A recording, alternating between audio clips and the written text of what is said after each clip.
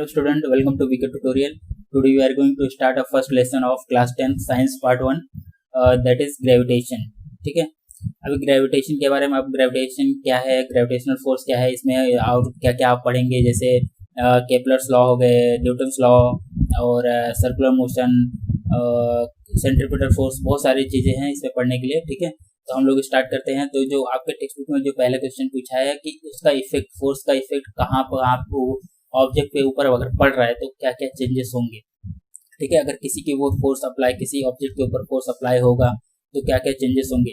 पहला तो उसका शेप चेंज होगा, साइज चेंज होगा, डायरेक्शन चेंज होंगी, या तो एक्सेलरेट करेगा या तो डिसलेट करेगा. कहने का मतलब स्टार्ट होगा या तो स्टॉप होगा. ठीक है, ये हो गया. सेकंड क्वेश्चन में क्या है, सेकंड क्वेश्चन में बोला है कि what type of forces are you familiar with. तो अब कौन कौन से फोर्सेस है जो आप जानते हो. बहुत सारे फोर्सेस आप जानते रहोगे, जैसे फ्रिक्शनल फोर्स जानते रहोगे, ग्रेविटेशनल फोर्स जानते रहोगे, बराबर ना. तो मैं आपको बताता हूँ क्या क्या फोर्सेस हैं. ठीक है, यहाँ पे देखिए, फ्रिक्शनल फोर्स है, अप्लाइड फोर्स है, नॉर्मल फोर्स है, टेंशन फोर्स है, एयर रेजिस्टेंस फोर्स है. ठीक है, और आप दूसरी तरफ देखेंगे तो ग्रेविटेशनल फोर्स है, इलेक्ट्रिकल फोर्स है और मैग्नेटिक फोर्स है. ठीक है, अभी एक एक करके हम लोग समझेंगे क्या है. ठीक है, तो पहला फ्रिक्शनल फोर्स. फ्रिक्शनल फोर्स क्या है कि अगर जैसे आप फुटबॉल है, आप फुटबॉल जमीन पे रखा हुआ है तो आप पैर से किक मारिए तो वो फुटबॉल कुछ टाइम बाद वो जाके रुक जाएगा. क्यों रुक जाएगा? फ्रिक्शनल फोर्स की वजह से, क्योंकि वो जमीन पे चल रहा है. तो जमीन और फुटबॉल दोनों के बीच में क्या हो रहा है, फ्रिक्शन क्रिएट हो रहा है, वहां पे फ्रिक्शन फोर्स लग रहा है. ठीक है, इसकी वजह से वो बॉल स्टॉप हो जाएगा. ठीक, उसके बाद सेकंड क्या है, अप्लाइड फोर्स. किसी के ऊपर आप अप्लाइड करते हो फोर्स, जैसे अभी मैंने किक मारने की बात बोली, फुटबॉल है उसके ऊपर आपने किक मारा तो आपने फोर्स अप्लाई किया. ठीक, नॉर्मल फोर्स क्या है, मान लीजिए कोई टेबल है, उसके ऊपर ग्लास रखा हुआ है. ठीक है, तो जो टेबल है वो फोर्स लगा रहा है ग्लास के ऊपर, तो नॉर्मल फोर्स हो गया. टेंशन फोर्स क्या है, टेंशन फोर्स आप ऐसा समझो कि दो पोल है, दोनों के बीच में जो वायर्स है वहां से वहां तक जो बांधी हुई है, तो उनके बीच में जो फोर्स है वो क्या है, टेंशन फोर्स है.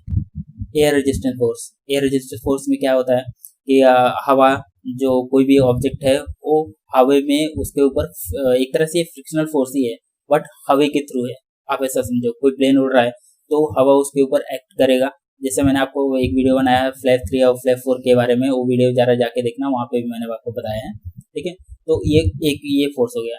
ठीक है, अब आते हैं हम लोग ग्रेविटेशन फोर्स पे. ग्रेविटेशनल फोर्स क्या है, कोई भी ऑब्जेक्ट है आप हवा में छोड़ेंगे तो वो जमीन पे आएगा, यानी वो सेंटर की तरफ जाएगा, अर्थ के सेंटर की तरफ जाएगा. ये ग्रेविटेशनल फोर्स, ये ग्रेविटी का मतलब अर्थ का जो ग्रेविटेशनल फोर्स है उसकी वजह से वो कोई भी ऑब्जेक्ट नीचे ही जाएगा. ठीक है, ऊपर अपवर्ड डायरेक्शन नहीं, डाउनवर्ड, और डाउनवर्ड जाएगा वो भी परपेंडिकुलरली डाउनवर्ड जाएगा. ठीक है, वो मैं आपको बताऊंगा बाद में. ठीक है, दूसरा क्या है, इलेक्ट्रिक फोर्स. इलेक्ट्रिकल फोर्सेस में क्या होता है, कोई भी चार्ज पार्टिकल है, कोई भी जैसे आपने पढ़ा होगा, पिछले स्टैंडर्ड में भी पढ़ा होगा. ठीक है, इलेक्ट्रॉन वगैरह के बारे में. ठीक है, तो जो चार्ज पार्टिकल होते हैं उनके बीच में अट्रैक्शन और रिपल्सन होता है, वो क्या है, इलेक्ट्रिकल फोर्स में आता है. ठीक है, और मैग्नेटिक फोर्स क्या है, दो मैग्नेट है वो आपस में अट्रैक्ट भी होंगे और रिपेल भी होंगे. ठीक है, और मैग्नेटिक जो थिंग्स रहेंगी, जैसे लोहा है, आयरन है, उसको लोहा कहने का मतलब वही है, तो जो मैग्नेटिक मटेरियल है उसको अपनी तरफ अट्रैक्ट करेगा. समझिए. ठीक है, अब हम आगे बढ़ते हैं. आपके टेक्स्ट बुक में बताया है कि न्यूटन ने इस जो लॉ है, ग्रेविटेशन लॉ, उसका कैसे उसने, आपने बहुत पहले भी पढ़ा होगा, कहीं सुना भी होगा. तो एप्पल के पेड़ के नीचे बैठे थे, तो जो एप्पल है वो डायरेक्ट अर्थ की तरफ गिरा, तो उन्हें क्या सोचा उन्होंने कि जो एप्पल है वो जमीन पे ही क्यों गिरा, ऊपर क्यों नहीं गया. ठीक है, ये.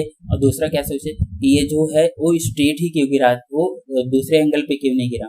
ये सारी चीज़ें को कंक्लूजन लास्ट में स्टडी करके लास्ट में कंक्लूजन क्या निकाले हैं कि जो कोई भी ऑब्जेक्ट है, ठीक है, वो जिस भी हाइट पे है, अर्थ के सराउंड में जिस भी हाइट पे है, वो गिरेगा तो अर्थ के सेंटर के जो ग्रेविटी फोर्स है, ग्रेविटेशनल फोर्स, उसकी तरफ ही वो जाएगा. ये समझे. अभी न्यूटन के फर्स्ट लॉ पे आते हैं. न्यूटन का फर्स्ट लॉ क्या बोलता है, ध्यान से सुनना, ये इंपॉर्टेंट भी हो सकता है आप लोग के लिए, 9th में भी शायद पढ़ चुके रहोगे. ठीक है, तो अ बॉडी, कोई भी देखिए, पहले मैं आपको समझा देता हूँ. कोई भी बॉडी है, कोई भी पार्टिकल ऑब्जेक्ट है, वो रेस्ट पे रहेगा या फिर मोशन में रहेगा जब तक कि उसके ऊपर कोई भी अप्लाई बाहर का एक्सटर्नल फोर्स ना लगाया जाए. समझे. A body at rest will remain at rest and a body in motion remain in motion unless it is acted upon by any external forces, तो कोई बाहर का फोर्स उसके ऊपर नहीं लगेगा तब तक वो वहाँ पे उनकी जो पोजीशन रहेगी, रेस्ट पे है तो रेस्ट पे, मोशन में है तो मोशन में ही रहेगी। ठीक है, इसको लॉ ऑफ इनर्शिया भी बोलते हैं। ठीक, अभी जो सेकंड लॉ है न्यूटन का, सेकंड लॉ वो क्या बोलता है, आपने ये फॉर्मूला सुना है, F equal to M A, नहीं सुना है, सुना होगा, ध्यान नहीं दिया होगा, सुना होगा। ठीक है, F equal to M A, इसमें क्या बोलता है कि जो फोर्स है वो इक्वल है मास और एक्सेलरेशन के मल्टीप्लिकेशन के बराबर, मतलब F equal to M into A. ठीक है, F that is force, m mass and a is acceleration. ठीक है, अब इसमें क्या बोलता है, कोई भी बॉडी है, कोई भी ऑब्जेक्ट है, उसके ऊपर जो फोर्स लगा रहे हो, वो क्या होगा, is equal to the mass of that object, वो उस मास, जो ऑब्जेक्ट है उसके मास के बराबर होगा, एंड टाइम इट्स एक्सेलरेशन, और एक्सेलरेशन उसके साथ में एक्सेलरेट भी होगा, मल्टीप्लाई, यानी कि F equal to M into A.